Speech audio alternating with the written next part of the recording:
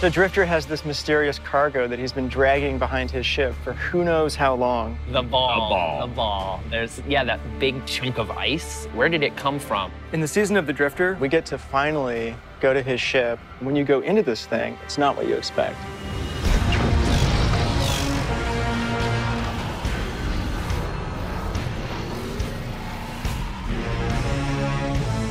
The Drifter has got some of the coolest lore in the game, and this entire release is focused on Drifter. Gambit is a chance at salvation.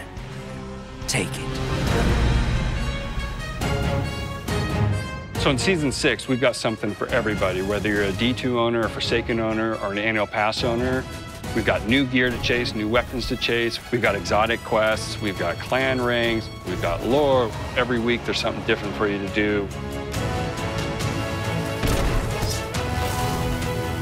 Players want to play with their friends right now. They don't want to play 10 hours of something else just to be able to go play Season of the Drifter. So we came up with Power Surge bounties to get you up to 640 power within the first hour to 2 of your gameplay experience. Enough fooling around.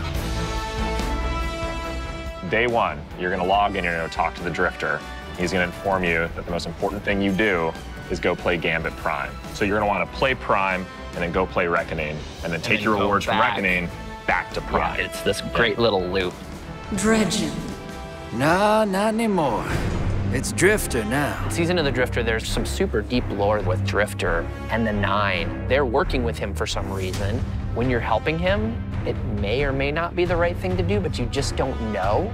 I know you all keep tabs on me. Drifter has finally moved shop. He's running a new scam now. He's got a new thing that he calls Gambit Prime. Gambit Prime is the sweatier version. Risks are higher, the reward is higher. If Gambit was training for a heist, Gambit Prime is the heist. On day 1, it's going to feel a little closer to that Gambit you've been playing originally. And then all of a sudden, the mode is actually going to transform over time as players unlock perks. And it's just one round, so it's really focused into this one short, intense experience. A couple things have changed. A few very important elements that can swing matches too. First of all, players can actually drain motes from an enemy team. Additionally, there's new mechanics during the primeval phase that asks people to work as a group, almost like a raid, in order to actually DPS the boss and win. We got feedback from players. They wanted to play Gambit private matches like they can do in the Crucible. Just get into a fire team. Go in solo if you want to and like check it out. Run around the maps. Create tournaments.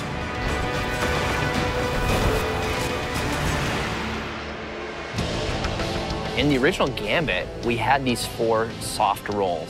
The goal was with Gambit Prime, we wanted to really emphasize these roles and what can we do to make people feel like they are picking and playing a specific role.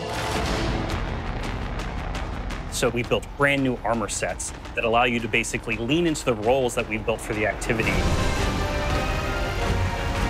Calling the Reaper, a person who kills as many combatants as possible. The Collector, the person who collects as many motes as possible to send blockers. The Sentry, the person who's focused on defeating the Taken and helps you kill the Primeval. And then, of course, the classic Invader, who's going to wreak havoc on the other team as many times as possible. We don't actually know how people are going to play different roles, but it's going to be interesting to see how they concoct their teams and go in and play. Yeah. We actually have 2 new maps coming in the release. The Mars map is first week. Yeah. Titan is the second week. There's a new weapons feat for Gambit Prime, the Spare Rations hand cannon, the Soul Survivor sniper rifle, the Doomsday grenade launcher. We're really excited about these weapons because not only do they play really, really well, but they look amazing. They look like they were designed by this space biker rebel guy who's seen some serious shit. It's a big improvement over Black Armory. Annual Pass owners, day 1, you will have full access to being able to play. As soon as you finish your first Gambit Prime match, Reckoning is going to open up. You're teleported into the plains of the Nine, which is this huge, like, vast space.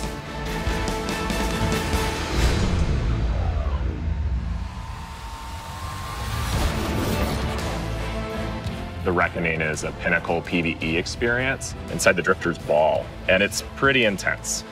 Yeah, it's not easy. It is not easy. When you first get dropped into Reckoning, it's complete chaos. You don't know what's going on. You're gonna have to move fast. You're gonna have to kill fast. High octane, back against the wall, enemies spawning.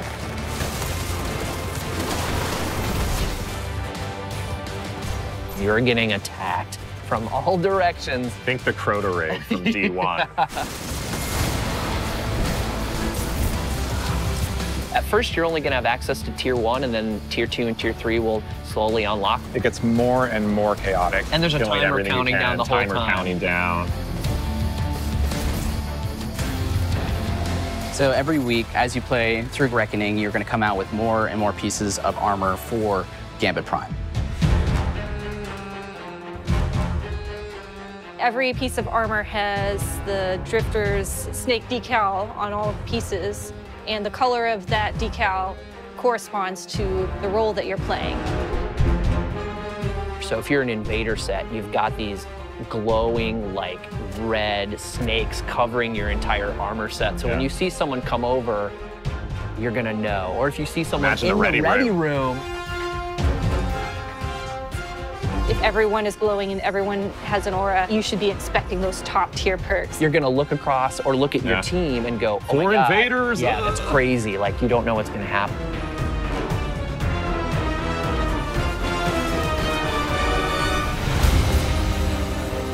We're really excited for all the content we've got coming out, not just annual pass content.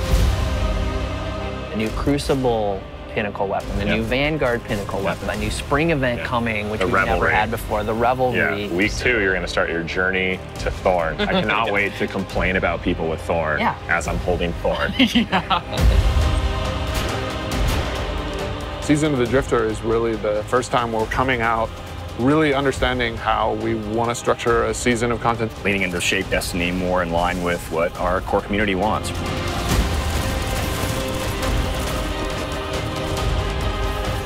We're starting to figure out what the roadmap for a Bungie-controlled Destiny looks like. This is one of the most exciting times. We're beginning to form up the muscles to make Destiny a quick reacting live game, and I can only see it getting better from here. This is just the beginning of a conversation that we're going to have with you about where Destiny can go. Right now, the team's upstairs testing Season of Opulence. We're already building plans for how to make the thing comes out after that even better. There's a thing that comes out after that? Well, what's the next one? Until then, go check out Gambit Prime.